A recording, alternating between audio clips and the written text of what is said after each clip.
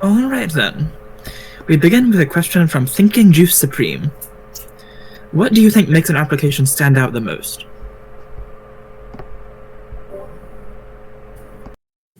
I'll go ahead and start with this one. Hi guys, I'm Better College Apps LLC. You probably know me as Scholar Grade on Reddit. I think there's a lot of things that can make an application stand out, and I think this is one of the biggest misconceptions in college admissions is that people think that you have to have a specific thing. Right? That like, oh, if I'm applying as a computer science major, well, then I have to have had these certain things. Or if I'm applying as a biology major, I have to have done research or, whatever. And the answer, there is no formula. There is no single thing that makes a student stand out and automatically vault them to the top of the board, right? I think that the bigger issue to understand is that admission is holistic, and so you have to be able to present that you are qualified and that you'll add a lot to a campus community across a variety of different gradients and levels, right? Because colleges aren't just building a classroom; they're building labs, they're building community, they're building dorms, they're building they have dining halls and campus organizations, and they have to think about how students are going to engage in all of those different circles. And admissions officers really do think about this. So, to give you a couple of examples, I have had students who have been admitted to, 5, 6, 7 top 20 colleges with sort of nothing that made them stand out incredibly well, other than like they had this really amazing personality that they showcased in their application, or they seemed really kind. And colleges really want that. They want that community, they want that culture, and they're going to go after some of those people. So it isn't necessarily that, oh, I need to find something and then be the very best in the world at that thing. I think it's more just you need to try to find what are the best things about you, and then how can you present them the best. When it comes down to the admissions committee, right? A lot of times there's 4 or 5 people in the room, maybe more, depending on the college, and they're going to talk about all the things they like about an application. And that's never going to be, oh, well, this guy has this one award, or this guy has an Olympic gold medal, so we have to take him. That's just not how it works. It's across a whole bunch of different things.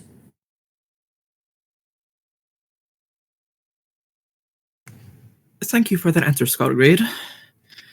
Moving on, we have another question from Thinking Juice Supreme. What sort of language should I use in my application? I.e., professional, informal, does it even matter?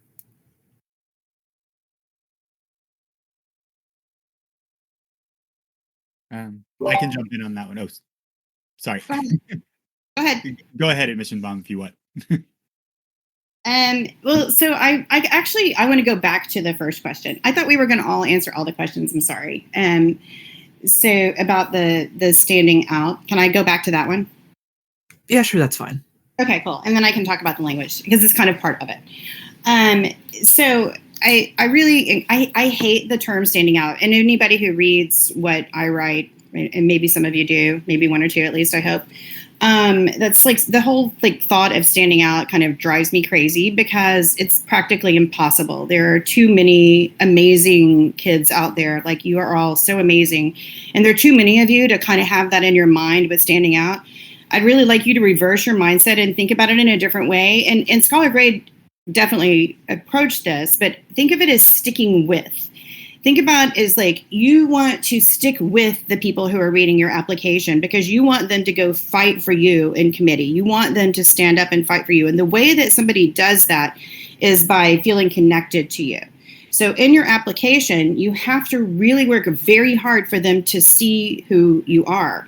And it comes through in your essays, it can come through in your activities, it can come through in your personality by being a kind person in your letters of recommendation.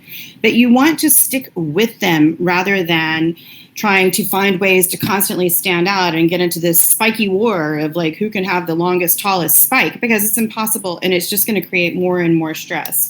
So that's what I want you to think about with that. Instead of thinking about the word stand out, try to think about how I can stick with them. And in your essays, and I write a lot about this, you do that by allowing yourself to be a little bit vulnerable, by allowing them to really see the inside you instead of this facade of, all the stuff you do, letting them in to learn more about you on the inside than on the outside. And that's how you kind of build a relationship with somebody. If you think about your relationships in real life, that's how you can build a relationship pretty quickly with somebody who's reading your essay.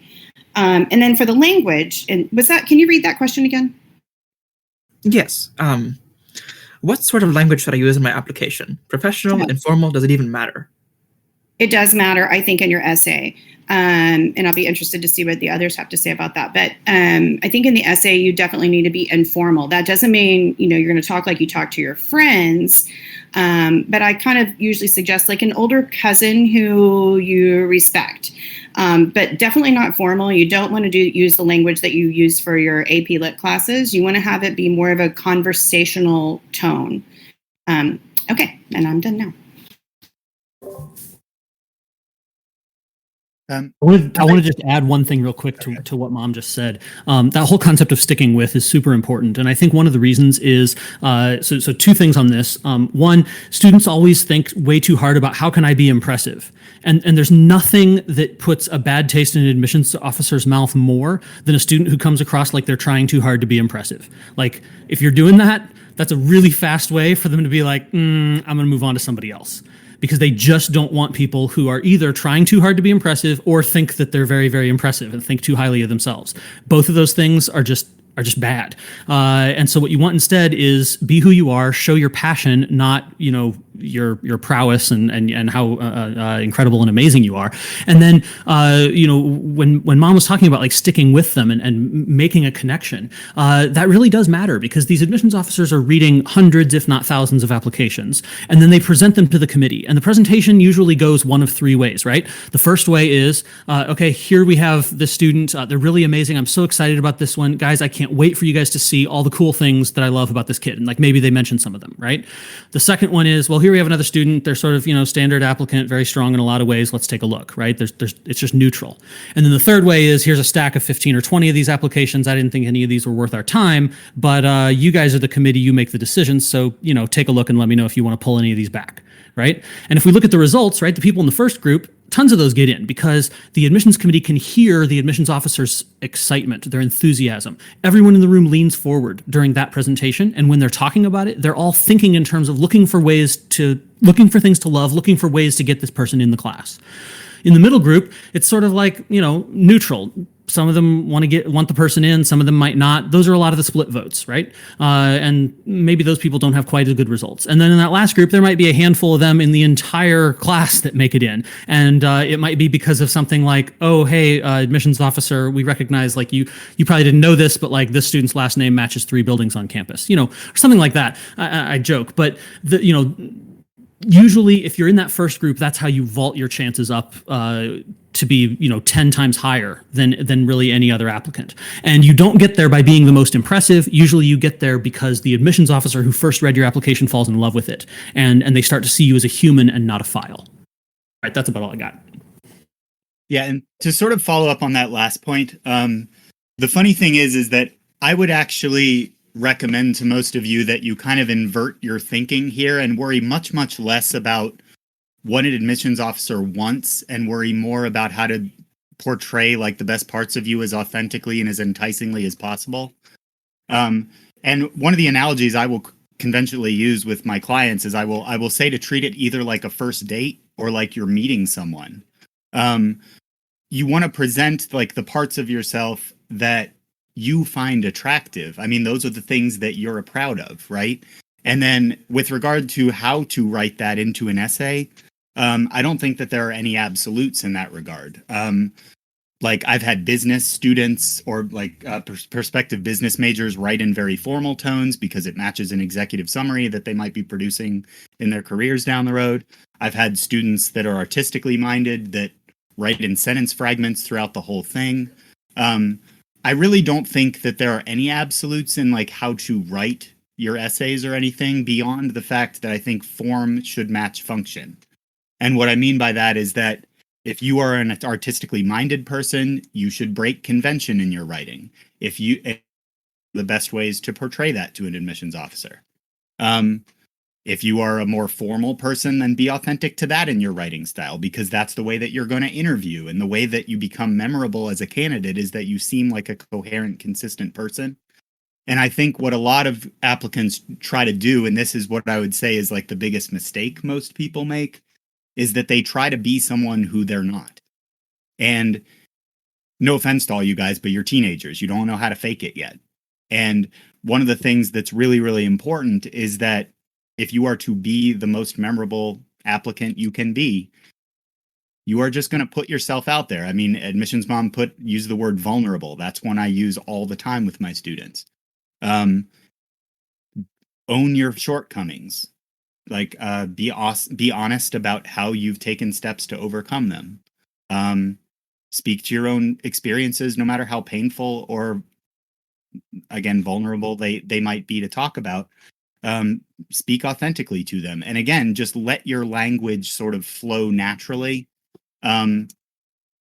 Just remember, what I would suggest more first and foremost is do not assume that there are any absolute answers to any of these sorts of things. Like, you guys would know better than we would what makes you memorable as a person. And I would suggest just lean into it in all respects.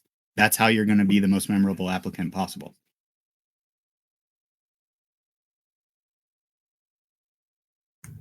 Thank you all for your answers for that question. I believe now we can move on to our next one from Owen. How would having a twin affect college admissions? This is a super fun one. So I've worked with several twins in the past. Absolutely love it. It's so fun because usually they have this amazing dynamic relationship and they're so much a part of each other's lives that it can't not come up in the application. And what I've seen over the years, and I've actually talked to some admissions officers who have corroborated this, is that colleges generally, in general, being a twin is sort of like a slight boost. And usually both twins are more likely to be admitted than either of them would be on their own. Now, it's not like, again, it's not like you won a Nobel Prize or something. It's just a small thing. But I have seen several ways in which twins have been able to sort of showcase some cool things about themselves through that relationship, both in their application and in sort of the way they present themselves. Yeah, I think the real question here is, why does that happen, right?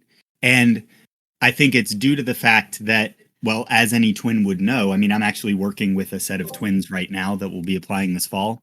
And if you ask them, like, what defines you as a person, the first thing out of both Ryan and Nicholas's mouth would be Ryan or Nicholas in reverse, right? And that's what I meant before about sort of, you guys know better than we do about what makes you memorable at this stage in your life, and just lean into it in all respects. I mean, I am not a twin. I have a younger sister, but I can only imagine, like, how definitive of a person it would be to have an experience where you're living life along with someone who shares the same genetic makeup as you. Lean into that.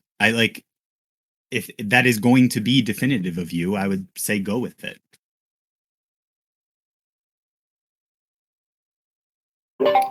So I haven't actually ever worked with a set of twins, but I did just binge watch last weekend Teenage Bounty Hunters, which was about twins, and I found it fascinating. And I did, while I was watching it, and if you haven't seen it, it's like a one-season show. I recommend it. It's pretty fun.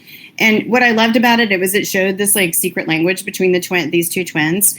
And I was thinking, like, what an awesome essay that would be the whole time I was watching it, and how they could portray that. But my experience with working with twins has usually been that I have one twin, one of the twin sets. And usually it's with twins who it's not a huge part of their lives. So I've had kind of a different experience because they go to different schools and different things. That I just wanted to throw out a plug for Teenage Bounty Hunters at that point. Thank you all again. Our next question comes from Abstract Nonsense. Can you clarify how important AP questions are in the process? There is a lot of conflicting information about whether or not schools are truly AP exam optional. How does it look if you take many AP classes but only submit a handful of exams? That one, the answer would kind of depend on what types of programs you're applying to. To speak as directly as possible, like the higher end programs, using the approach where you take 10 or 12 APs, but only self-report maybe 2 4s and 5s. Top programs will be a little skeptical of that, especially if you're failing to report scores in your major choice or arenas similar to it. But at other schools, it honestly wouldn't matter. I mean, the bulk of the boost you get from APs is simply like the GPA boost and the course rigor boost. But again, at top programs, a failure to report a fair number of 4s and 5s can do a detriment to your application, but I also don't want to overstate that and sound like it's a deal breaker, because it's certainly not. But yeah, that's a big, it depends. But again, for top programs, it does matter that you are submitting solid AP scores. And in general, for top programs, I would recommend you submit 4s and 5s, but not below. More broadly, 3s can be okay. As a general rule, if a school is going to accept it for credit, you should report it. I absolutely agree. If a school's accepting credit for something, report it. Always report 4s and 5s. 3s are kind of neutral. Nobody in the committee is going to sit there and say, hey, this is an amazing student. They're a perfect fit for our college. They bring tons to the table. I can't wait to add them to the community. Oh, wait, they've reported a 3, right? Or even like 5 3s. They don't care. In fact, AP scores are kind of more, exam scores are more for context anyway, right? They aren't really an evaluative measure on their own. It's not like they're going to stack applicants up and say, okay, well, we got one spot and here's 3 applicants. We want to pick the one that's the best, and this kid has the best AP scores, so we're going with them. That never happens. And I've had many students get into top 20 colleges with 2s and 3s. As scores, and many of them reported the 3s. I usually say if you have a 1 or a 2, don't report it. It's just not worth it.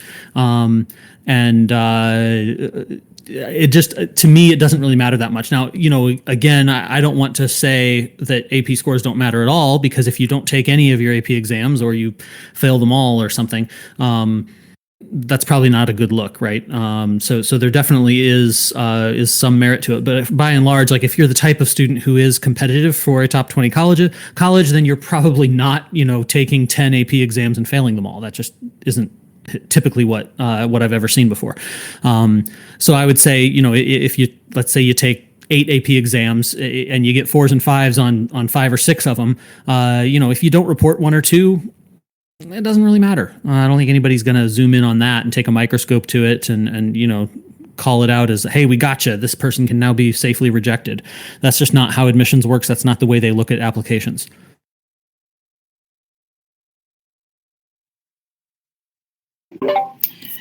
So I do want to say a couple of things. First of all, I think we have to be real about the situation of the last year and a half for you guys. And there were many times that you couldn't take APs. I know lots of kids didn't have access to internet to be able to take them at home, or your internet got screwed up while you were in the middle of taking it. So if you have circumstances like that, you need to be sure and share it. Like if you've taken a lot of APs and you wanted to take the AP test but you couldn't, give them the context. Let them know about that. I worked with a girl from A2C last year who was literally taking her AP test in the back of her car in the McDonald's parking lot, so they could have internet and wireless internet, and while her mom was taking care of her siblings. So if you have context and stories like that, you need to share them. And also, APs are expensive, and if you can't take them because of the cost, don't let that make you freaked out. I mean, you can give context if you want about that story, about why you don't have AP scores.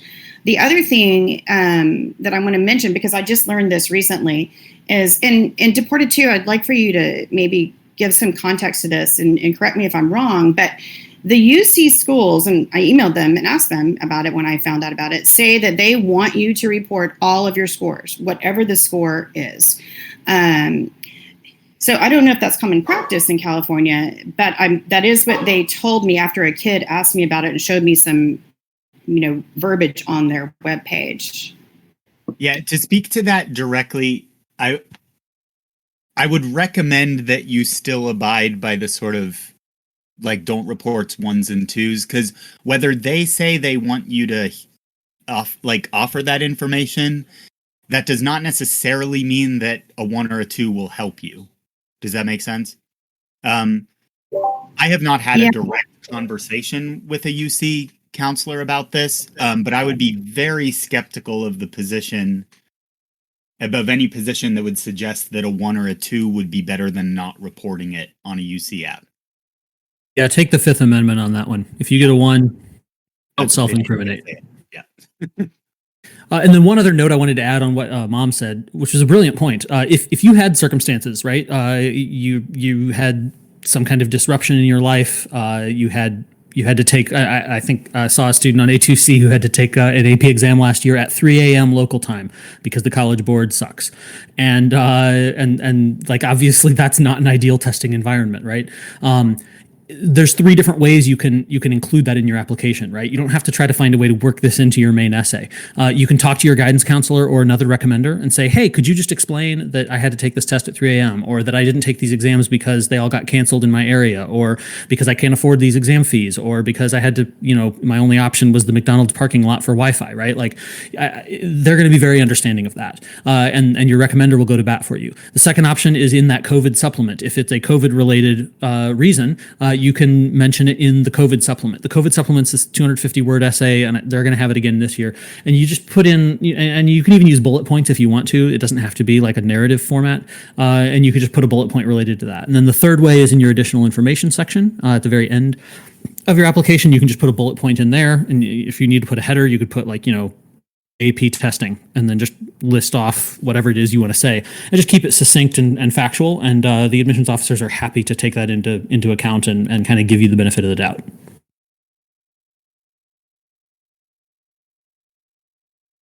Thank you again. Those were some really great answers. Next, we have a question from DeRoast. What are your thoughts on the emphasis, arguably overemphasis, on needing research as an extracurricular, especially to selective universities in majors such as computer science? I can speak directly to computer science. I mean, I had a kid a couple years ago who is now at UIUC. Fairly privileged kid, like went to a magnet program in Los Angeles, like nowhere near the top of his class, but a very talented coder. Precisely zero research whatsoever. But at the same time, one thing that's unique to CS is that pretty much any side coding project can be cast as research in some respect. So like, for instance, David, the student I'm speaking about, he had programmed like his own, I'm going to sound like a moron because I'm not a coder myself, I apologize. But he had coded his own physics for like a rocket ship game. And the game itself was not super polished, but I mean, I played it myself, and the physics of it was actually very smooth. And that became a major part of his application. But research specifically, I think that it's dramatically overblown as a sort of ostensible requirement in the application process for top programs. I really strongly disagree with that. The other thing that I would mention is that research is also understood by admissions officers in terms of accessibility. So if you grew up in the backwoods of Alaska or something, they're really not going to expect you to have access to robust research facilities, much less the ability to like sort of utilize them.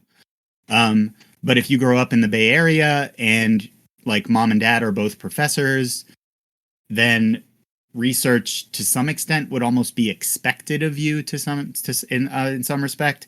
But I also don't want to overstate that either. I mean, everything is always viewed in context. So just kind of remember that like I repeat this as an answer to almost every question, is there are no absolutes in this stuff. Everything is going to be understood in context. If you had access to a lot of research facilities and had the ambition but didn't utilize it, that's bad. But if you didn't have that access, or your interests sort of shot you elsewhere, again, just be authentic to that, and it's not going to hurt you. So I'm going to add, I definitely agree that research it can be great, but it isn't necessary.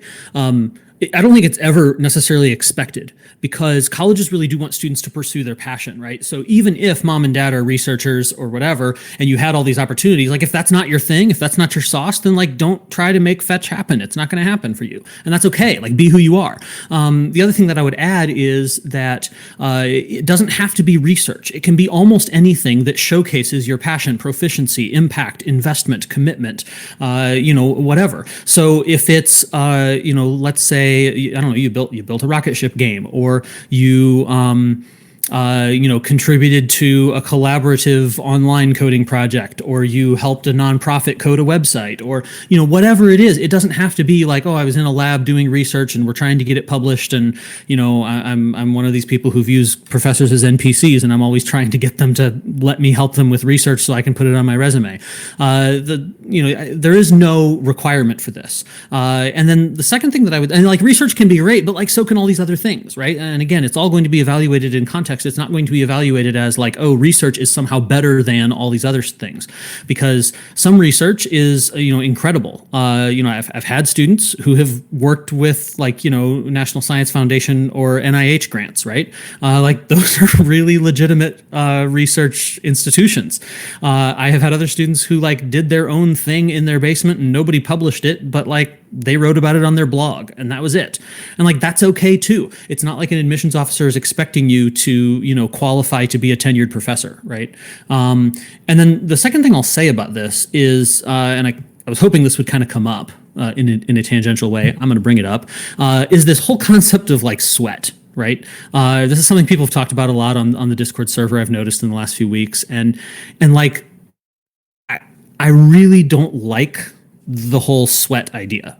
People who think, oh, I just have to work harder. I just have to be, grind out more. If I can grind out more than anybody else can, then I'll get admitted. And if I can be the most impressive person ever, then, they'll have no choice but to admit me. And I think the biggest counterexample of this is actually from the MIT admissions blog itself, where they wrote about a kid who built a functioning nuclear reactor in his garage and did not get into MIT. And you should read if you should Google MIT applying sideways, you can find the link. But the point is that there's nothing you can do for the sake of getting into a top college that will get you into a top college. You can't make it happen. You can't fake it. What you need to do instead is find things you're really interested in, you're really passionate about, that you really want to pursue. If that's research, great, go do research. And if you have the opportunity, right? But if you don't have the opportunity or it's just not your thing, or you've tried it and you're like, man, I hate this, then don't bother, because sweat doesn't work. It stinks, and admissions officers start to get really tired of seeing it. So I think that while there is some merit to working hard, there's some merit to being productive, and again, showing your engagement, investment, impact, passion. Those are all the things they want to see, but you don't have to do that through a particular venue, through research, through, achieving more than anyone else, through looking impressive. You can do that through whatever it is that you're actually passionate about. So I'm going to jump in and agree with both of them. I think there are some kids for whom research is a genuine interest and that they want to follow it, and it's great. And I've seen some great essays from kids with great research. But what I want to point out is that highly rejective colleges, the ones who take very few students, the kids that they're looking for have an intense intellectual curiosity for the most part, or they have extraordinary life circumstances that they have dealt with. And if you think about it that way, you need to have this intellectual curiosity, and however you decide to portray that, to live it, is great, because you want to, yes, Akil Bello is a cool person. Thank you for that comment. Akil Bello came up with highly rejective universities. However you want to portray that is amazing, because then it could be research. It could be, creating some crazy blog. It can be whatever you're doing in your garage, whatever it is that you want to do. And I also want to say that we have to recognize that having the ability to go do research for free in a college, or pay for it, which really, I get emails all the time from companies who are trying to get kids to pay to go do research. Having the ability to do that, having the ability to take that time is quite a place of privilege that you're coming from, which is great and fine if you're living that life. But for those of you that need to work to help support your families, that's also great. My kids who got into the most highly rejective colleges last year were working. They were really volunteering hugely in their communities. They were working very hard to make this world a better place. They weren't in a lab doing research. That just happens to be the kids who come to me. I understand that. But, and I'm not saying there's anything wrong with doing a research, but don't feel like you have to have research. If you have research, awesome. Do a great job with it. But if you don't have it, don't worry. There's so many other things you can do and portray in your application at this point if you're already applying.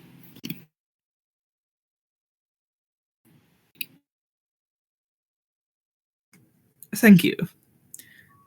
Next, we have another question from DeRoast. What advice would you give for somebody living in an underrepresented state or sparse country state, but they're interested in going to selective universities? Sparse country is a list of states from Harvard admissions, indicating that these states don't send as many students to Harvard, given a percentage of the overall US population. The states include places like Montana, Idaho, Nevada, Oklahoma, Arizona, Alabama, Mississippi, etc.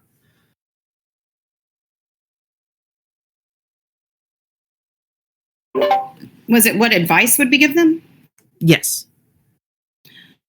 I encourage, so I've worked with a couple of students from Mississippi and Alaska, and I definitely encourage them to make that part of their application. If it is part of who they are, indeed, if living in Mississippi or living in Alaska, which I would imagine it affects you and your lifestyle, then, be sure to draw that in, be sure to bring that into what your life is like there. Don't ignore it or try to pretend like it doesn't exist. And as far as opportunities available, I think that goes back to what we all said about in the research. So I'm going to leave that and see if Scholar or Deported has more advice.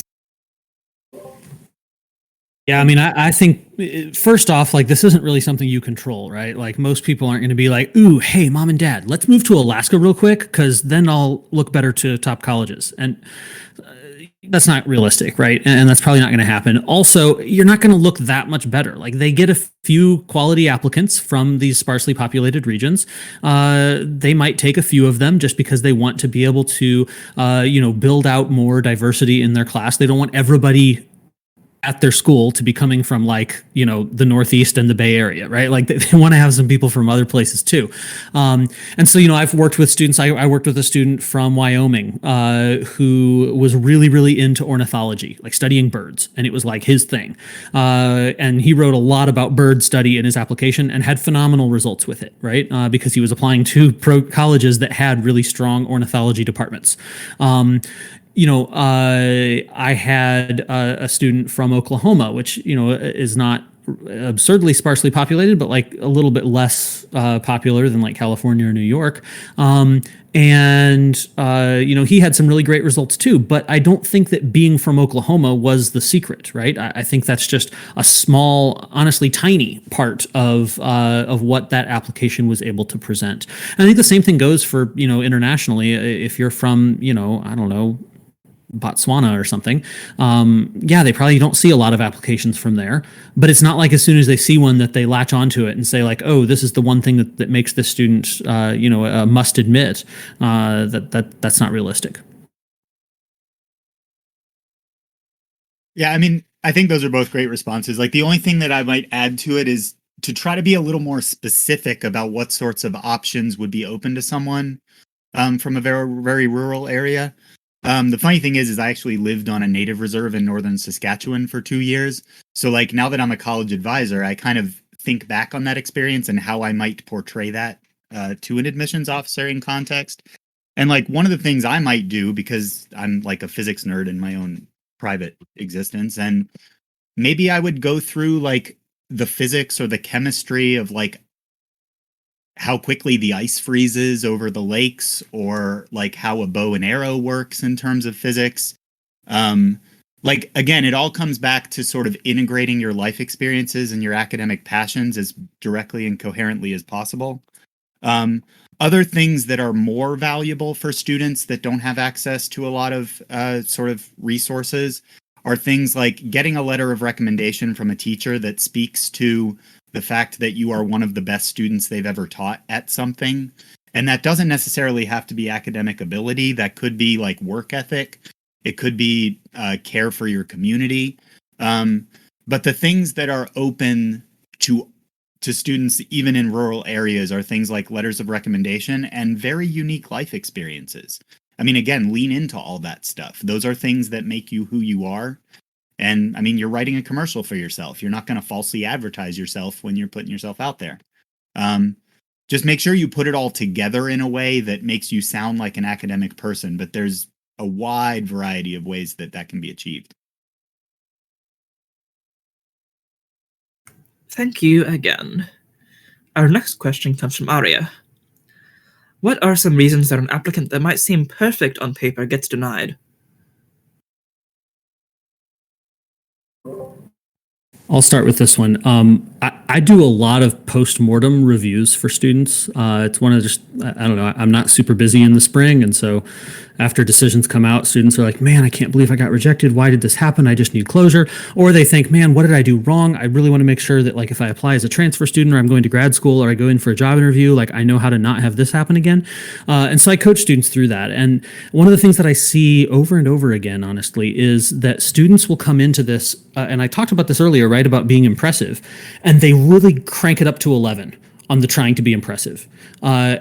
I've had students who, just to give a couple examples, right? I had a student who had gone through in his personal essay and 3 different times said something to the effect of, I understand this and no one else does. Or I know something and have a perspective on this that, like, all of the plebes out there just don't understand, right? And it just really, like, gave off bad vibes. Like, I was honestly like, oh man, this guy seems like kind of a jerk. Like, he's pretty full of himself. And so when we met, I reviewed that with him. I was like, hey, look, you really need to dial this back. Like, it's okay to have amazing knowledge. It's okay to be an expert, but you can't put everybody else down or try to, like, make yourself look good by comparison.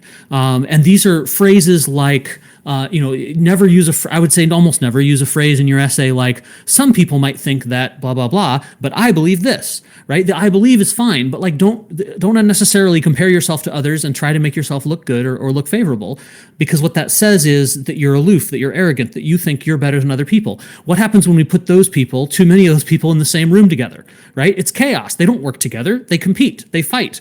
They don't achieve amazing things. They don't collaborate in a classroom and in a lab. They don't join activities and achieve amazing things. There's just drama and discord and disharmony, right? And so I don't think that it's, and admissions officers have seen this. They've seen it play out, and they know some of the warning signs. So don't give them those red flags. Don't come across as an arrogant, self-centered, self-aggrandizing, self-congratulatory person. That's probably the number one thing. There are a few other things that could happen. There could be a kiss of death in a letter of recommendation. There could be, some kind of academic integrity issue or some other thing in a sort of unrelated to the specifics of the application that comes into play. Very rarely it might be something like, they're applying as a math student and they have like a D in calculus, right? Well, there's not a lot of top math programs that are going to believe that you have they're not going to have confidence that you have what it takes to succeed academically, right? It could be that, like, they wrote an essay that was just, again, did not get the job done, right? But for the most part, like, usually it could be that there's something they did wrong. It could be that, like, I've had some of these postmortem reviews where I look at it, I'm like, look, man, I'll be honest with you, I don't see what happened here other than, like, you got unlucky. Because I've seen some amazing students do an amazing job on an application and go 0 for 10 on top 20s. But another thing I'll throw out there is, like this year, I had a student who applied to 14 top 20s and got into 4 of them. If he had applied to only 10 and he picked the wrong 10, he could have gone 0 for 10. And he'd have been like, what did I do wrong? I'm awful, right? As it was, he was choosing between, like, amazing schools, right? I think, like, Duke and Penn and, I don't know, a couple of other top 20 colleges, right? But if he had applied to only those 10 that rejected him, he'd be sitting there wondering, what do I do with my life now? So it is, again, these colleges are highly rejective. This is not a process to determine who deserves it the most. It's not a process it's not meritocratic. It is very much just, who do we think is going to be the best fit for this particular 4-year experience. I just want to bounce off a little bit of what he said. A couple of things. First of all, I think it's not uncommon, and we see it every year on A2C, when kids apply to all and mostly only highly rejective colleges and they get shut out. And I think it's all the things that Scholar Grade said. But I think also you have to approach this with the knowledge that there are 20 million high school seniors, and 60 to 70,000 of you applying to the same most highly rejected colleges, and there's only so many spots. And you can have I call it, the shiniest stats and the most expressive essays, and you can do everything right and still not be admitted. And you have to approach this with that knowledge. And I'm a really superstitious person, so I'm going to put this out there, and you'll see me say this all the time on A2C. But if you don't have those 3 or 4, what I call sure bet colleges, I think you're destined to have issues, because in the sure bet college is, a college you can afford, a college that you like and you can see yourself at, and a college where you're going or you already are admitted. And if you don't have those colleges, I think you're going to have problems. Those are the kids I see who have problems. The ones who aren't allowing themselves to look beyond the most highly rejected colleges.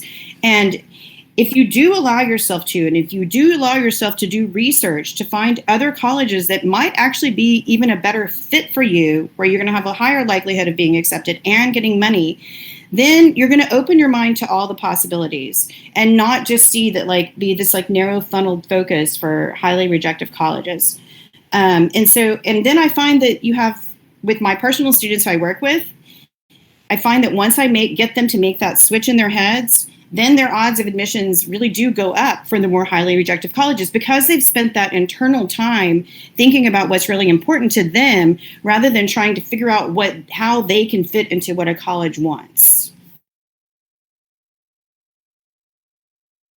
I think the way that I might answer this is sort of, I guess what I would say is there's 2 words that you generally want to avoid in all respects. One is you don't want to appear saccharine. And by that, I mean you don't want to appear inauthentic in terms of how you go after the things you want. You don't, I will often make fun of, say, College Confidential or something, because those are full of wine fest stories of tiger parents that Kid X did every single thing under the sun and they looked like they were perfect on paper and they didn't get into Harvard and oh my God, what went wrong? And I read those stories and it's super easy to tell why. It's because you look like a kid who tried to do everything to get into college, but you don't have any authentic desires.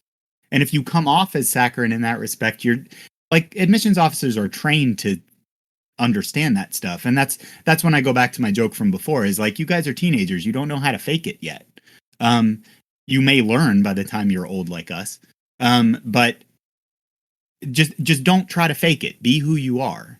And then the other thing is, and this speaks more to what Scholar Grade said before, is do not, under any circumstances, be judgmental of others in your portrayal of yourself. This is not a comparative process. The admissions officers are doing the comparisons behind the scenes, and they're using criteria that you have no access to whatsoever.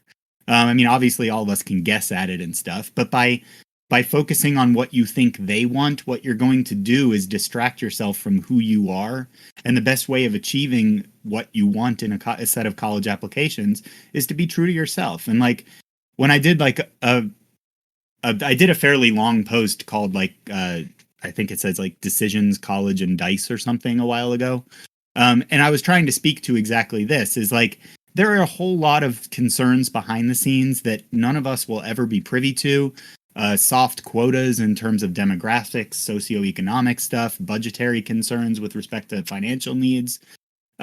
Just don't worry about any of that. You can't control it. Just be who you are and put your best foot forward. And at the very least, even if your results don't work out the way you want, when you're old like us, you'll be able to sleep at night knowing that you achieved it authentically. And I think that's supremely valuable.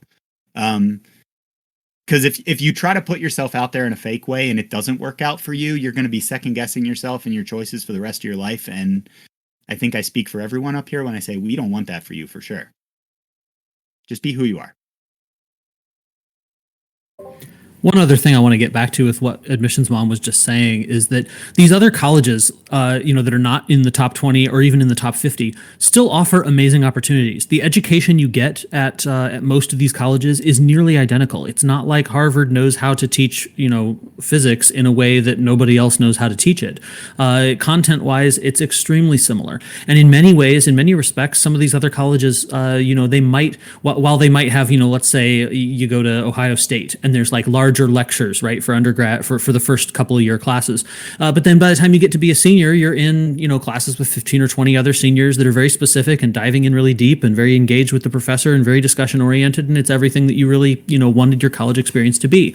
The second thing I want to add about that is that these larger state schools and many of these other universities that are not part of, the top 20 still have incredible resources, honestly, ridiculous resources, and they don't distribute those evenly. They're not out there giving everyone at their school the same opportunity. What they're doing is they're identifying the students that are putting themselves out there, that are really chasing these opportunities, and that are the most deserving of them, and then they're trying to enable them to go pursue those opportunities. So one of my favorite examples of this is if there is a top merit scholarship program at one of these other schools that's not, a top 20 college, and you qualify or you would be competitive for it, go apply. Number one, because you can get a safety school and a reach school sort of box checked at the same time, sort of double dip, because if you don't get the massive scholarship, then you'll still get the acceptance to the safety school and probably get some financial aid. And then number two, because if you do get this incredible scholarship program, it'll completely change your life. And they really do roll out the red carpet. They make incredible opportunities just fall at your feet. I myself did one of these programs at Clemson University when I was an undergrad, and it was ridiculous. They sent me to Europe 3 times. I got to meet with the chairman of the Federal Reserve at the Fed in Washington, D.C. I got to have dinner with Nobel laureates, all kinds of things. I mean, I have a whole post where I describe the ridiculous stuff that I got to do, and I didn't pay for any of it. They paid me. And it's this amazing, incredible experience. I don't think anybody at any top 20 college can say that they had a better experience than me. And so you should be looking at this. You should be looking into these things. You shouldn't have tunnel vision on those top 20 colleges and say, it's Ivy or bust.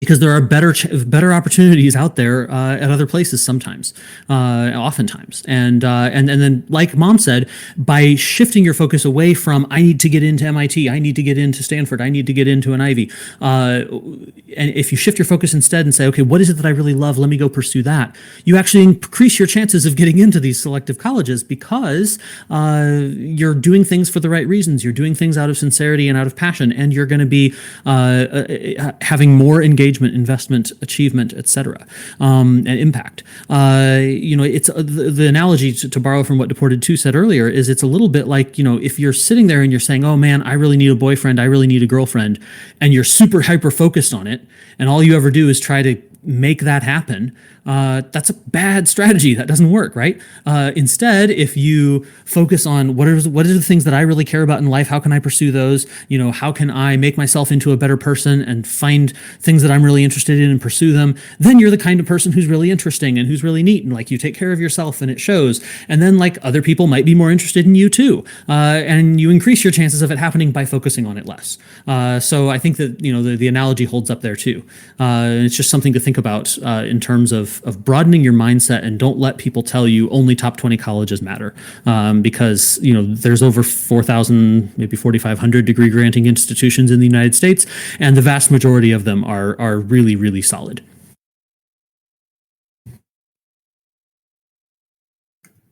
Thank you for those answers. We got some really great ones there. Next up, we have a question from Azeroth. For the Common App essay, do you guys think that it's preferable for the topic to be something not focused on extracurriculars or academics, or even a high school experience specifically? There's a lot of conflicting advice, so I'm really curious. The biggest thing I say about choosing a personal statement prompt and things, well, actually, there's 2 things. First is keep in mind you don't have to necessarily submit the same personal statement to all schools. You can submit one wave of applications with a certain personal statement, then change your prompt and submit a different one for the next round. That's entirely okay. And obviously that's going to beg the question of, well, how do you sort of figure out whether you should do that or not? And my answer to that would be the biggest thing you want to concern yourself with your essays is try to minimize your overlap. You will notice that like a lot of schools will ask supplemental essays about why your major or why our school or describe one of your extracurricular activities. And if a lot of your schools are offering that as a supplemental prompt, try not to choose a Common App prompt that'll be redundant with that. Because basically you have only X amount of words to get across who you are in these applications, right? And if you waste time sort of repeating yourself across multiple essays, you're indeed wasting time.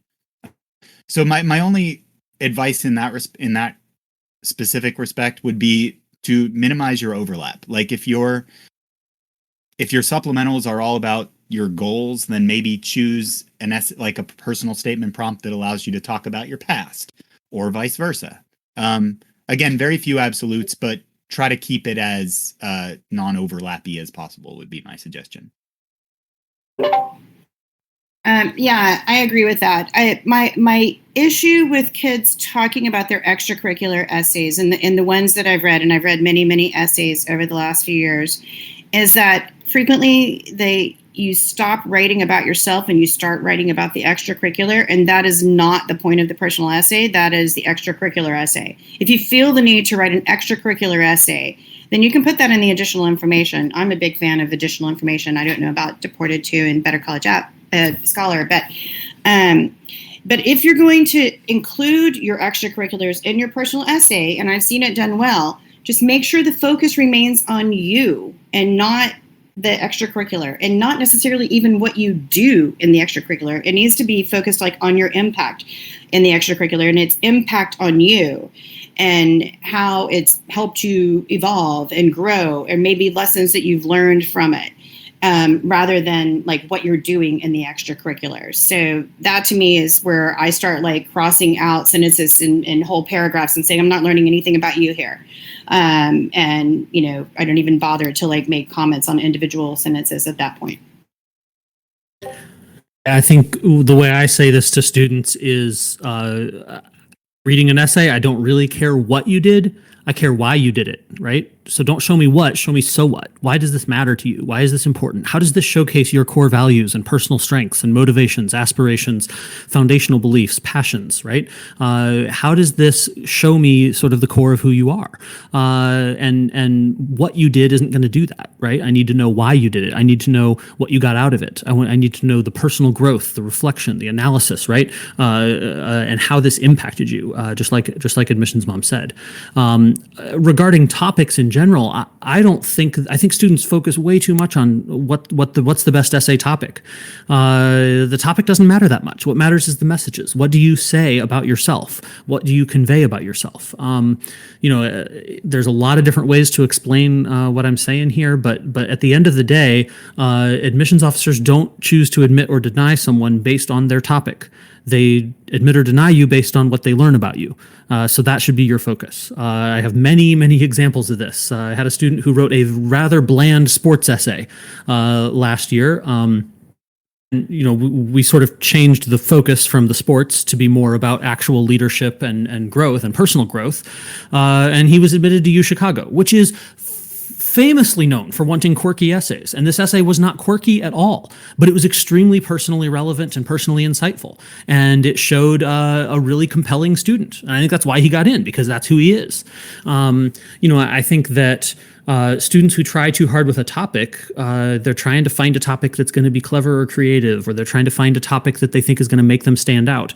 And to go back to what Admissions Mom said, like, don't try to pick a topic that stands out. Try to pick a topic that sticks with you, and that is true to you, and will help you showcase the best you have to offer. Because what you say about yourself matters more than the topic or the lens with which you use, that you use to say it.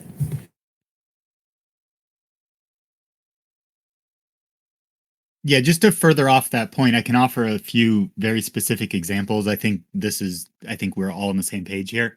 I've had students get into top programs writing their personal statement about ice cream sandwiches. I've had students get into top programs writing their personal statements like where the first paragraph was written in Elvish because it indicated a passion for learning about books. I've had another student write his essay about a pile of books that was crooked on the corner of a table during a party. And like, there's just really no absolutes. It really is like what they've been saying is that it's what these stories say about you and who you are. It's not about what the topic of the essay is. And just to kind of finish this up, and we definitely clearly all agree on this, is whenever kids private message me or ask me, like, will this topic work? Will this topic work? Will this topic work? And I always say, like, I have no idea because I don't know what you're trying to convey about yourself. Before you sit and like rack your brain trying to find a topic, figure out first what you want to convey about yourself to them. Think about your values. Think about your beliefs. Think about what creates the essence of you. And then figure that out. Then find the machine, the vehicle, the conceit to portray that. There's not just like one topic that's going to work or not work, especially, and it's not going to work if it's not mostly about you. And I want you to think of this in terms of inside you. What's happening inside you, the thinking you, not the outside you that's doing all the amazing stuff. You have other places to portray that. But for this essay, they have to get to know inside you so that we can get back to that whole sticking with, that you want them to fight for you. Thank you again. Our next question comes from Adios. What are some tips to handle stress during the application cycle?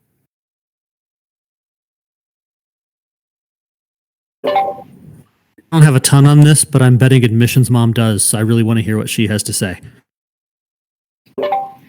Yeah, I'll jump in with this one.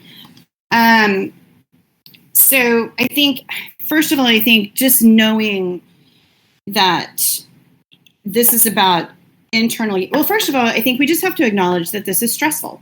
You're putting your life and all of your life's experiences on the line. And it is a stressful time, and there's no doubt about it. And you guys are applying to college during, an extremely stressful time in the world. And so I think you're just going to have to accept the fact that you might have a little stress. And I guess I'll tell my tree story. So there's this story that I tell a lot about these trees in this biosphere in Arizona during the 90s when they were trying to develop a way to kind of have plant life if we ever have to all get moved to Mars. And what they did with these trees is they made like perfect conditions for them. So they made it where like they had perfect temperature, they had perfect oxygen levels, they had perfect water, they had perfect soil. They had created this extremely perfect environment. And the trees would grow really tall and fast and beautiful, and then they started falling over. And what they found and what they discovered for these trees was that there was no wind within this biosphere, and so nothing was pushing on them. There was nothing to kind of give them any stress bark, which is what they needed to stay tall. And so if you can kind of accept this stress as part of your life, and it's what's giving you stress bark, it's making you stronger for the future. And then acknowledge that that's, kind of good. And sometimes there's good stress. We can't live stress-free lives. But there's also really bad stress. And that's when you get so focused on getting into one college. And you think if you don't get into that one college that your life can never be a good life, or 10 colleges or 20 colleges. Or that's when you feel like everything that you do has to be perfect. And I think we're addressing all of these. But if you go into college admissions with an open mind, with a beginner's mind, and I really encourage you all, even at this stage, to think about this with a beginner's mind. Think about like learning as much as you possibly can, not only about college admissions, but about yourself. And thinking of this as a growing experience, thinking about how you can learn and grow and become a stronger person as you go through this. I mean, I have literally probably 100 different specific things I can tell you to do. But here's a few. Have dance parties in your room. Dancing releases stress. Sit and do nothing. Literally turn off your computer, turn off your phone, and just sit for 5 minutes and allow your brain to just settle and take a breath. I'm not saying to meditate or anything, but just like sit and do nothing. Take long walks. Getting outside and moving yourself away from the computer is really, really, really helpful. Just like moving and singing. Singing helps like release tension within your body. It helps release, endorphins. So one thing I do nearly every day, because I deal with a lot of stress because I work with people in a stressful environment, is I make myself go out and walk every day and I sing. And the neighbors are like looking at me like I'm crazy sometimes. But I think it's important to just kind of like let that out, and you'll be amazed at how different you feel after you do it. And then there's just so much more. I don't want to keep talking forever though. I'm going to let them talk, and then I can jump in again if I feel the need to.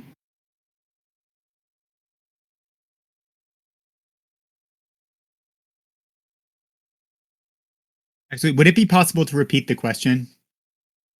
Yes. Like, I agree with everything Admissions Mom said. I just kind of lost track of where we started. The initial question was, what are some tips to handle the stress during application cycles? I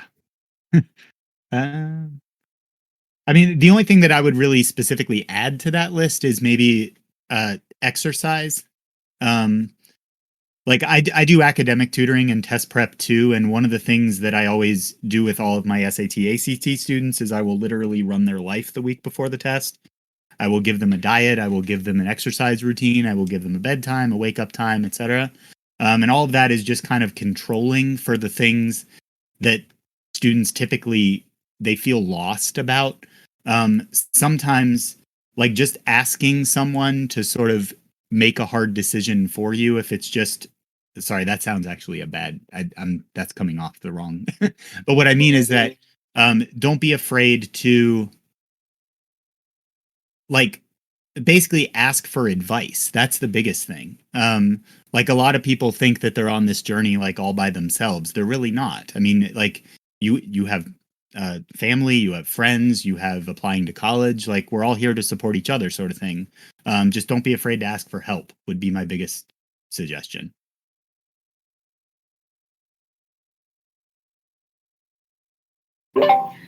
Yeah, and I'm going to bounce off that a little bit, but because I do think what he said about having a regular schedule just helps you in general with life. Like eat healthy food, get lots of sleep, turn off screens. It's hard. I have a hard time doing it. I think we're all addicted to our screens, but our brains need a break from that. So turn off your screens, eat healthy food, get exercise. And when you're really feeling overwhelmed, I think if you can learn to accept the fact that you're feeling overwhelmed, part of what makes us even more stressed and stressed out is when we suppress the tension, when we suppress the stress. And I ask you to invite it in and allow it to happen and know that it's probably not going to hurt you.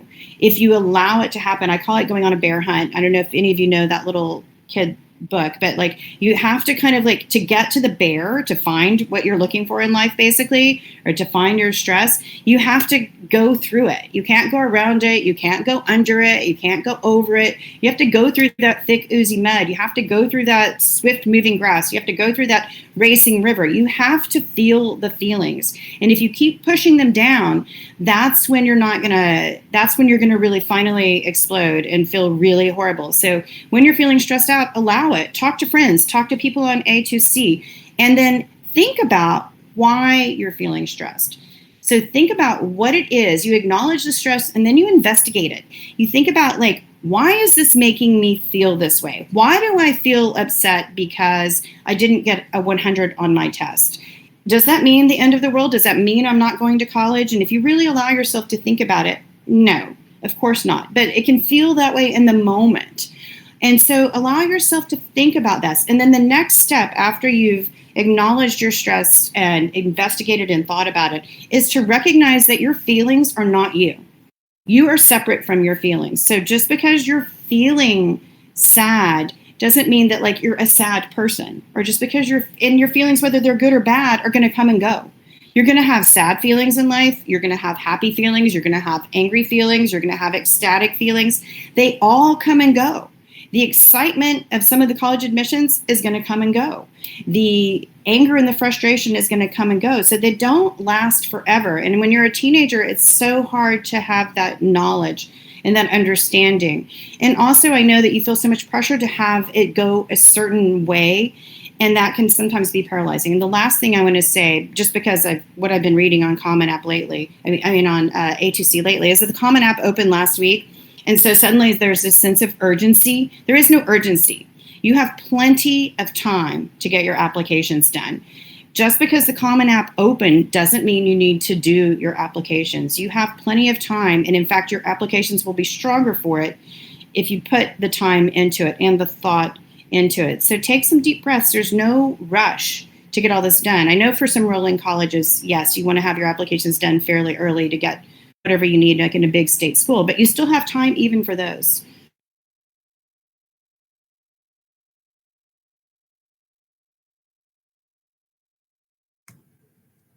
Okay then, unless we have any further answers to that question, I suppose we can move on. Thank you again. Our next question comes from Rishi. The application process is a lot more turbulent for internationals. We could either apply to 20 plus universities and stress ourselves out, or apply to a few and risk getting rejected everywhere. Where's the midpoint? Can you tell us what has worked for other international students you've seen? I think it's really tough for international students, especially if you're applying for financial aid. That's sort of like the biggest thing. I think the reality of the situation, it's important to have perspective on this, is that there are literally millions of high school students around the globe who would love to get a six-figure education for free. And so if you're one of them, it's going to be competitive, and there aren't enough spots to go around because you're literally asking a college to admit you and give you $250,000, and there's just not a lot of that available.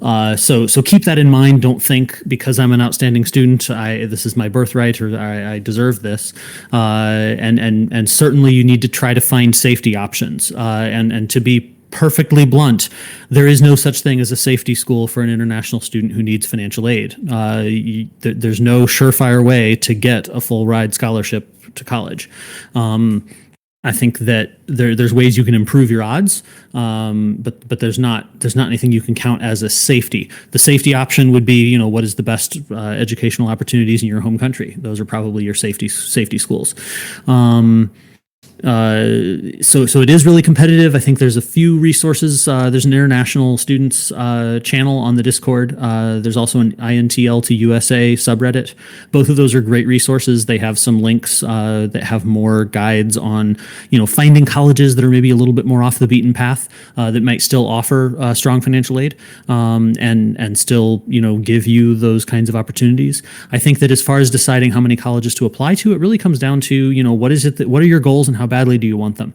If you are thinking I need a U.S. degree or bust, then you probably need to apply to 15 or more colleges because again, the odds are just not that good, and you probably need to have some of those colleges be the ones you've been dreaming of forever, and then some of those colleges maybe be some of the ones that not everyone is firing off an application to. And there's a couple of links on those resources I mentioned that have ways to find what those colleges are, because there are colleges that people don't really think about as, this is a very much a top college, that really want international students. They want to have that perspective on their campus. So I could give you one sort of weird example I have is a student I worked with ended up getting a full ride to University of the Ozarks. It's this small college in Arkansas that probably nobody has ever heard of before, but they offered her a full ride. It's things like that. Probably not going to see University of the Ozarks topping out the T20 list anytime soon, but it's an amazing educational opportunity, right? And I think that there's other ways you can find things like that. You just have to do some research, put in some of that work ahead of time, and then shoot your shot. I certainly want to also say no one is making you apply to 20 plus colleges if you're an international student. You don't have to go this route. There are good educational opportunities in most countries around the world. There are many ways that if you are an international student, you could study in another country other than your own that is not the United States, and get a good education and have an amazing career and achieve literally every goal that you set out to achieve in your life. So certainly don't lock in on top 20 or bust or USA or bust. I think that again, having an open mind and really evaluating what are my goals, how badly do I want them, and what's the best way to make those happen. How do I define success, and then how do I get there? That's kind of the approach I would recommend. To speak very directly to international applications, I agree with all of that. International applications are tough. And what I'm about to say is honest, but it sucks. First of all, there are only 5 U.S. colleges in the country that are truly need blind to international students, and it's Harvard, Yale, Princeton, MIT, and Amherst. Honestly, what I will tell all of my international sort of advisees is, unfortunately, although it's true, is that the most important part of your application packet is your expected family contribution. I wish I didn't have to say that, but that is true. Obviously, provided you meet sort of academic criteria in the background and stuff. I will say that in general, private colleges are going to be a little more generous to international students than public schools, although there are no absolutes in that respect either. I will also, with respect to the expected family contribution, there is a bit of a magic number. If you can kind of like get that above 20,000 a year, that will dramatically help your chances at pretty much any school that's not need blind, which again is all but 5. But yeah, the biggest thing is, and I agree with what Scholar Grade said in this regard, is try to seek out as many sort of esoteric options as possible. Try to find schools that are private, that are not well known, that have a commitment to diversity, that do not have a very diverse student body, and that will dramatically help your chances as well.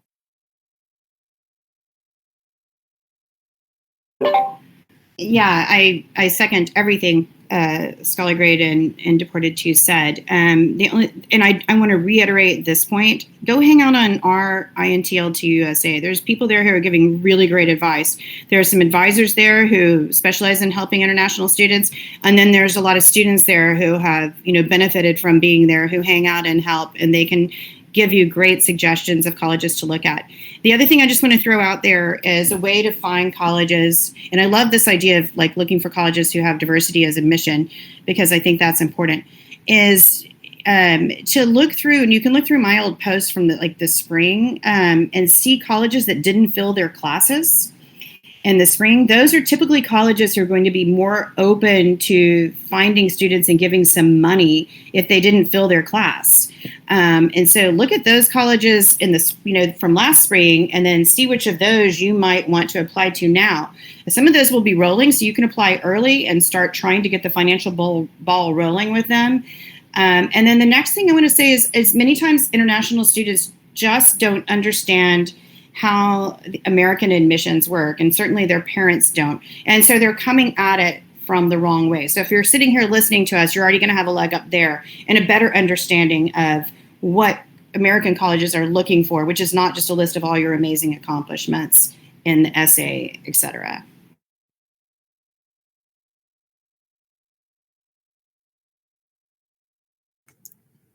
Okay, then. It looks like we're done with that question. Thank you. Our next question comes from, I am going to butcher this username, Skyadon? We'll go with that. Anyway, the question is, I've seen some colleges that use interviews as part of an application. How do they work? Are you more likely to get in if you do an interview?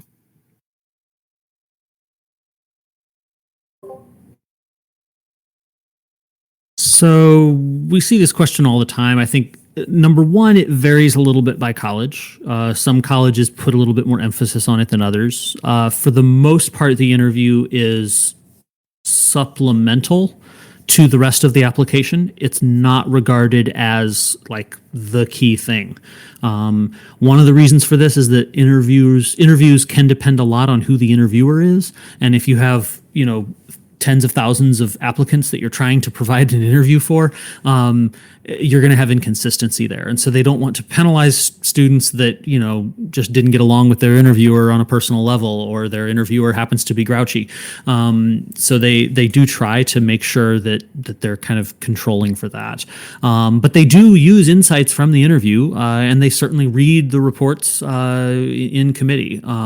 So, several examples have had students before who've looked at their admissions file and seen that their interview descriptions and ratings were highlighted as some of the strongest parts of their application. Now that doesn't mean that that's what got them in, right? Because admission is holistic, but it can be a significant factor. Overall, I would say interviews almost always help you and very, very rarely hurt you, because most students are going to have, the interviews are very, generally speaking, very amicable. They're designed to be a positive conversation. They are not designed to be, an interrogation, right? And so for the most part, I would say 99% of interviews go very well and are very helpful and don't really hurt you. The only place where it could really hurt you is, you say something really awful, or I don't know, something goes really, really south. I don't think that it's necessary to do an interview. A lot of times interviews are based on availability. So if you don't get one, don't think I have no chance now because they didn't give me one. Some colleges have in the past used sort of some kind of structure ranking filter system to say, hey, we're going to give interviews to these applicants because we think that they might be more compelling, and focus on those students. But that's definitely not a universal thing. Most colleges simply say interviews are based on availability, so don't sweat them. If you can't make one, don't worry about it, and we'll do our best. There is a bit of a difference if you're interviewing with someone from the admissions office themselves, or if you're interviewing for like a scholarship program or something. Those are going to be much more evaluative in nature. All of the stuff I was talking about was for alumni interviews, where they're just meeting you up with someone who went to that college to talk about it. And then obviously if you're doing some kind of audition or something, then that's going to be extremely evaluative and probably the most important part of your entire application. If you're applying to a music school or art.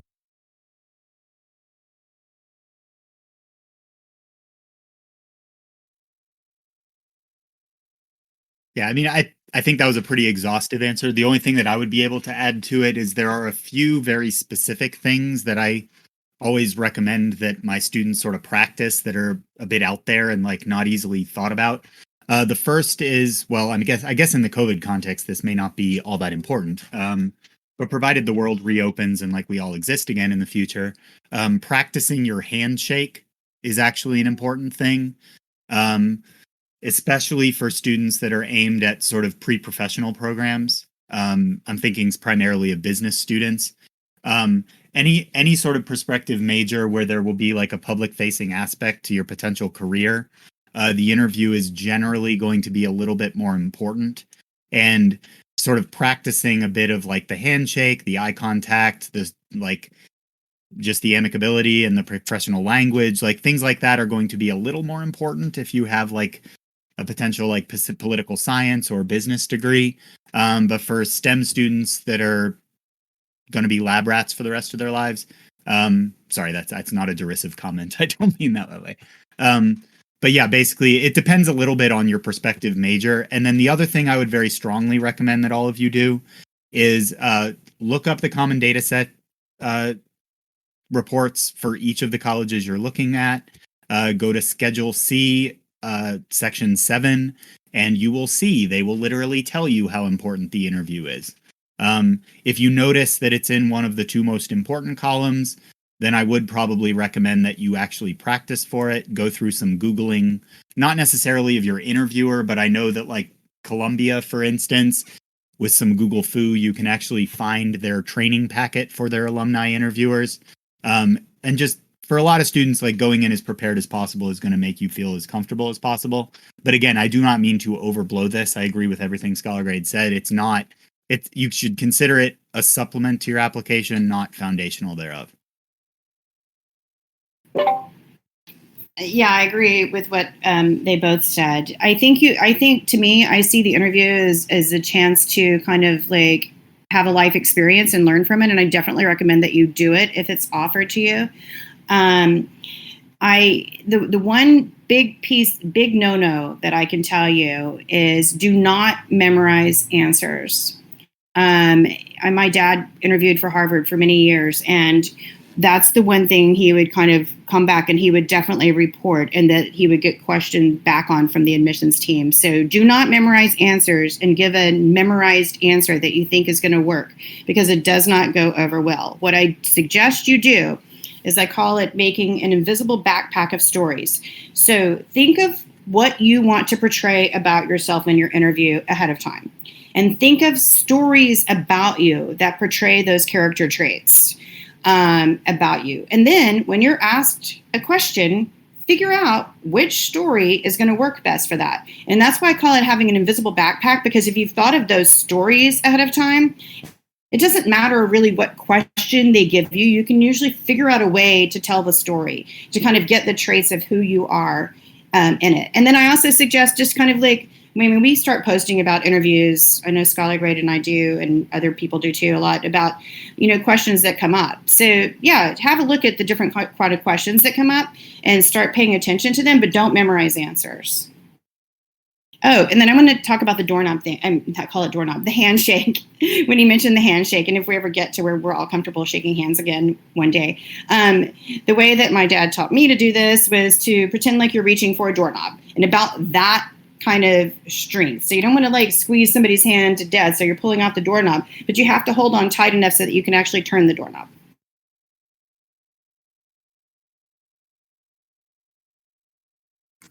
Thank you. Thank you. Our next question comes from Mivi.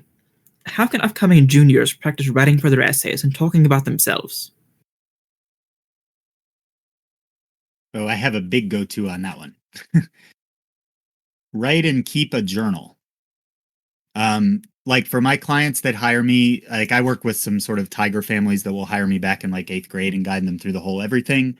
And the biggest bit of advice I give to everybody that's starting early is keep a journal. And when you are writing that journal about all of your meaningful life experiences, do not restrict your linguistic choice of like phrasing and things in the slightest. Because what you're creating for yourself is like a stable, a very visceral, emotional language that isn't restricted by like proper comma use and stuff. And like, don't get me wrong, you're not going to like copy and paste that into your essays down the road, but drawing from that very authentic, like, again, visceral language that comes right after you experience something and isn't restricted in any way. That's where the best essay sort of fragments are going to come from. But yeah, it's not a matter of copying and pasting, but my biggest advice on that score would be keep a very robust journal of literally every life experience you have that is meaningful to you, and then review it before you consider what you're doing for essays. I'll add on the journaling front that this is not something that you have to do every day. A lot of students think of journaling as a daily thing, and that's not realistic for a lot of people. And also, like, you're going to be scraping the bottom of the barrel trying to come up with thoughts some days, and that's okay. Like, you could make this every 2 weeks. You could make it something you do once every 2 months. But if you're a junior, and you do it every month, by the time admission season rolls around your senior year, you've got 15 different entries that you've kind of written already as my reflections and thoughts about life, right? The second thing I would point you to is on the I think, what is it, essay resources? Well, I'll find it right here. Essay editing, and under the resources channel of this Discord, there's an introspection worksheet. It's a worksheet I put together with over 100 questions designed to help you identify ideas worth exploring in your application and to get to know yourself better, right? And so these are questions like, who are the most important people in your life? What are some of the most valuable things you've ever learned? Or, what are just some of the highlights and things that stick out to you, or things that matter to you, or just things you're interested in? And thinking through these questions, spending some time thinking about what matters to you, who you are, can be very positive, both in terms of assessing, hey, am I who I want to be, and what should I change personally, and when it comes time to show myself to colleges, how am I gonna angle that? How am I gonna show this? How am I gonna present it? How am I gonna give evidence for it? And kind of put all that together. And then the last thing I want to point out is, like, you don't need to start stressing over it sooner. Just because you're planning about it doesn't mean that you need to like dial it up to 11 as far as being stressed out and like thinking about it every day and doom scrolling the A2C new posts list or anything like that. You can still live your life and let this come in its due time. So I don't want you to being prepared is great, starting early is great, but stressing yourself out and overwhelming yourself is not. So so certainly take care of yourself. I'm going to say don't start writing your essay your junior year. Don't even start thinking that you're writing your college essay your junior year. Definitely be writing a lot. As Shel Strayed, who wrote some great books, and I follow her a lot, right, says, like, write like a mother effer. Like, you want to write a lot, and a journal is a great way to do it. Answering questions that Scholar Grade puts available for you is a great way to do it. I have 85 questions that I put out there too. Or just write about whatever you feel like writing about. And honestly, writing on ATC also is good practice for just writing, because what you're learning is to connect with your voice, and you've had the personal essays slammed out of you. You've had your voice slammed out of you by AP English and AP Lit. And so you kind of got to spend some time reclaiming that. And so write a lot. Write whatever you feel like. I mean, don't think that there has to be any form to it, but just get used to writing and get used to what your voice when you write sounds like, so that you're comfortable with it. But I don't want you to start thinking about writing your college essay. I have juniors all the time ask me if I'll review their essay, and my answer is no. I'm not going to review your essay because you're not ready. You haven't gone through enough of an experience of what this whole digging into yourself and learning about who you are and what you want to portray and what you care about in college admissions to be able to write that essay yet. You have to go through it. And in fact, I kind of feel like you even have to go through the summer before to be able to get through it. Most college consultants disagree with me about that, but I feel like you have to have something that you've done the work before you write in order to be able to write the personal essay you're going to write for college. But part of that work is just writing, and writing a lot, and writing from your perspective and from your voice.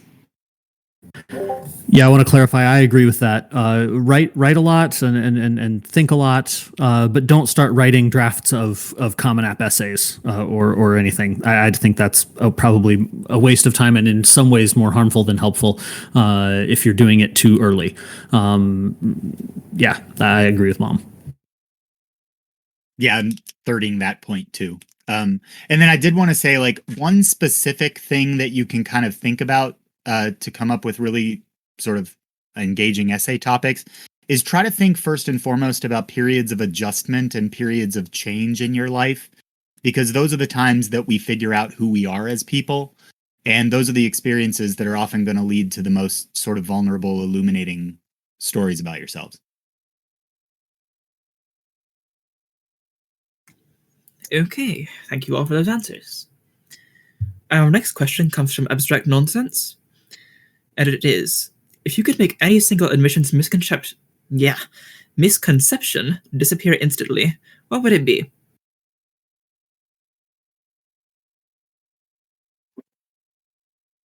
The biggest misconception that I encounter with respect to college applications writ large, and it's something that I encounter dozens of times every year, is assuming that just because somebody else did something and got into school X, that you should do the same thing. The number one thing that I would say to all of you is that each and every one of you will have individualized and different paths to college that will include everything from where you're starting to what you do along the way to where you end up. And all of that is completely fine. Do not ever try to stick anything about yourself into a box that somebody else created. And I might suggest sort of extending that principle onto your adult life as well. But yeah, the biggest misconception that I encounter with respect to clients or just general discussions is people thinking that just because somebody else did something and achieved some result, that it means that everybody should, or at least that a specific person should. I think to me, the biggest misconception that I wish I could change is that you should go to the highest ranked college that accepts you. So many students think in terms of this, they apply in terms of this, they build their college list in terms of this, and like, that's not a path to a successful and happy education or life. At the end of the day, the U.S. news rankings are literally a glorified BuzzFeed slideshow produced by a defunct magazine clinging to relevance. And it's just not the way you should be making major life decisions where you're going to spend 4 years of your life and 6 figures of somebody's money. You need to think about this in terms of you, in terms of what are my goals for my education and my career and my life? Why am I going to college? What is it that I want out of this? What are the factors that matter to me? Rankings cannot capture things like the financial impact to you, because that financial thing is going to be different for everybody based on merit aid, need aid, in-state versus out of state, all that stuff. What does it matter? Location or weather, or how close or far away it is from home, or whether it's a big or a smaller school, and which environment you feel more comfortable in. These are things that cannot be captured by the rankings, because how would you rank them, right? I mean, you can't say, oh, bigger schools are always better, or smaller schools are always better, or closer proximity to what exactly, right? Whereas when you're making this decision, you absolutely can rank those things. I have had students who have an extremely supportive and close relationship with their family, who have decided to turn down Stanford to go to a state school in their home state because they lived in Virginia. And they just didn't think they could live 4 years being that far away from home at that point in their life. And they're like asking me for permission to do this. And I'm like, look, not only do I think that you can, you should. You should make this decision based on what matters to you. Don't make this decision based on what someone else is telling you, and focusing way too much on prestige.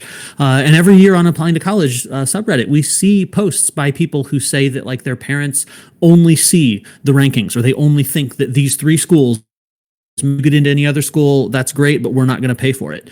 And like, that's just so toxic and wrong and painful to me to see. And I wish people could just appreciate what other colleges offer and finding a good fit for you, both, financially, in terms of your education, in terms of your goals, in terms of what you want out of your life. Set your own goals for success, find ways to make yourself happy and achieve them. And don't think of this in terms of the same parameters that other people are setting, or that they're foisting on you. This is your life. You don't owe this to anyone else. So that's probably the biggest thing I would change.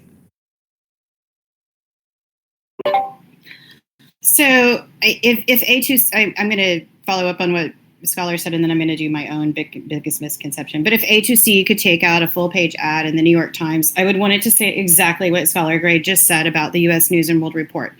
And his comment, it's like my favorite comment. I have it highlighted. I have it saved because he says it quite frequently, and I love it.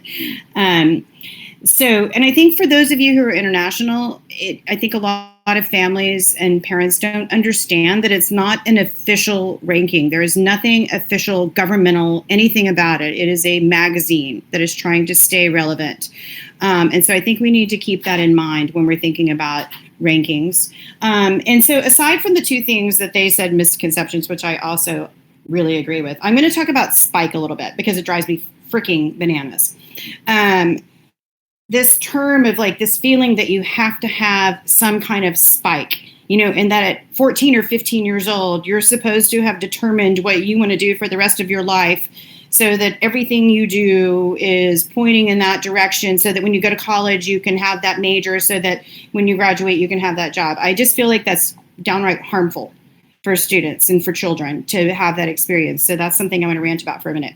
If you have a spike, and it's because you have like a legitimate, super crazy interest, I'm all for that. That's great. I mean, I had a kid who had a spike. I mean, she was obsessed with Latin and classics, and everything she did was kind of about that and around that. But she also swam, and she also had student government leadership, and she also had some other stuff. But it's okay to have a spike if you naturally have a spike, but please don't feel like you have to kind of make this very narrow path for your life, starting at 14, 15, 16, 17, 18, or 22, quite honestly, or 57, like me. Explore, learn. And it's okay to be a teenager and try some stuff and not like it and quit and try something else. Honestly, explore. That's what you're supposed to be doing right now. That doesn't mean that I'm saying like, don't, if you want to have a specific major, don't do anything to go for it. Because obviously, if you want to have a specific major, that's probably what's interesting to you. And that's probably what you do want to explore a little bit. And if you get there and you don't have it, then that's fine. Maybe that's not the major you want. Or maybe you're going to change your mind. I have a student right now who has always been super interested in policy work, but now they're rethinking and thinking, maybe I'm really more interested in med school. So they're kind of having to rethink their whole application and how they want to go about their application. Or maybe they're thinking, well, maybe I'll just change my mind when I get into college. But don't feel like you have to have a spike. And also don't feel like you have to be well-rounded. You don't have to have a little bit of everything. If you are well-rounded, if you're like a nice little bouncing ball, great. That's the person you are, and go for it. But what I find and what I encourage you to do is be star-shaped. Find a few things that are interesting to you, that you have like this little spiky shape going around. So, a few different areas in your life where you have interest and that you want to pursue them. And then do that, and then try them out. And so that's my little rant about spikes, and I'm done. Yeah, I said something to this in the chat too, but like I didn't think to talk about spikes at all, but I agree with that 5 billion%. Some people are spikes, some people are flat frisbees, some people are, I don't know, whatever sort of metaphor you want to use, like lumpy brown balls or whatever. Anything can work. Be true to yourself. That's what matters.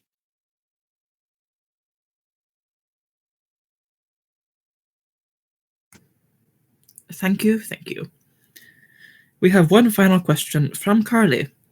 How did you choose your username? Go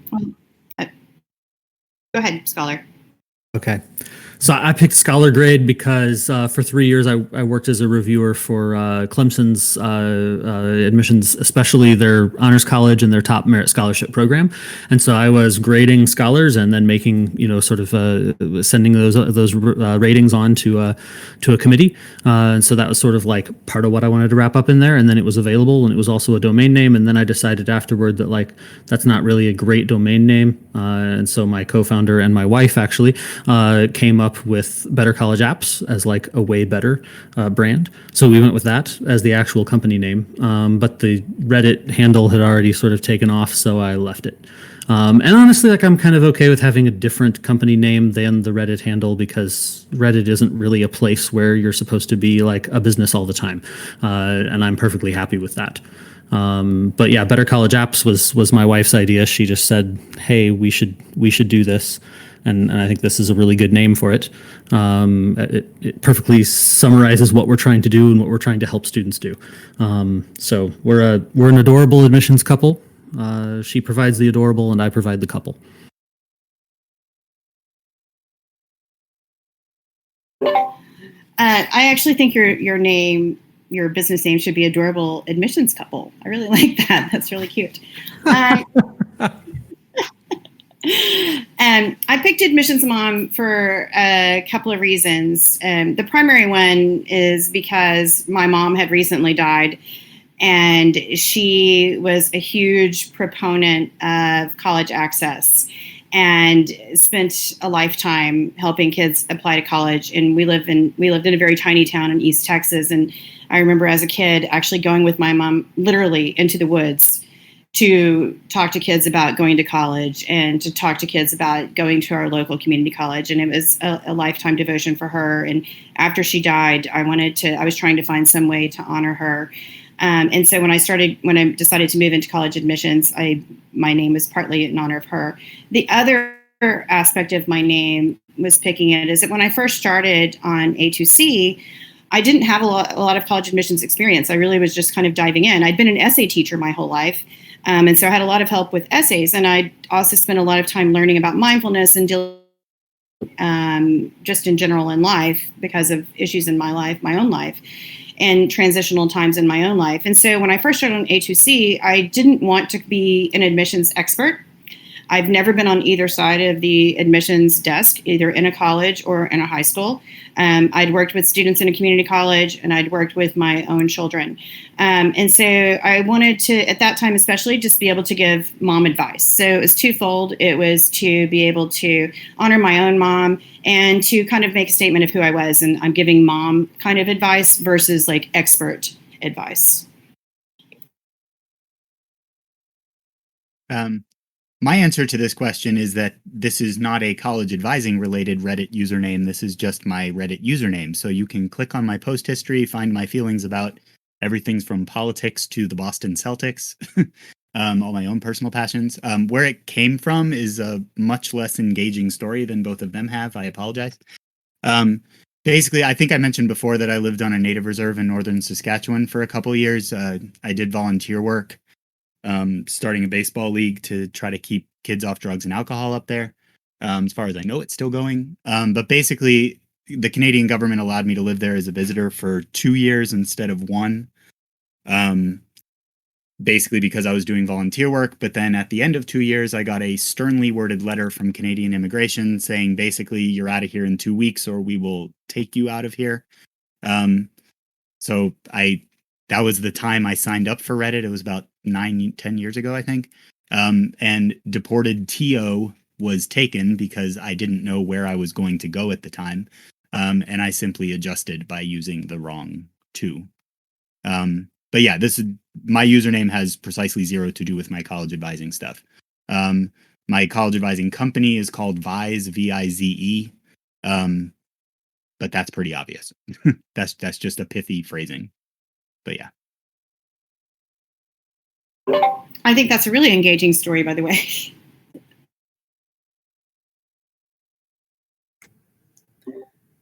Thank you. My life looks more interesting on paper than it is in reality, I think, though.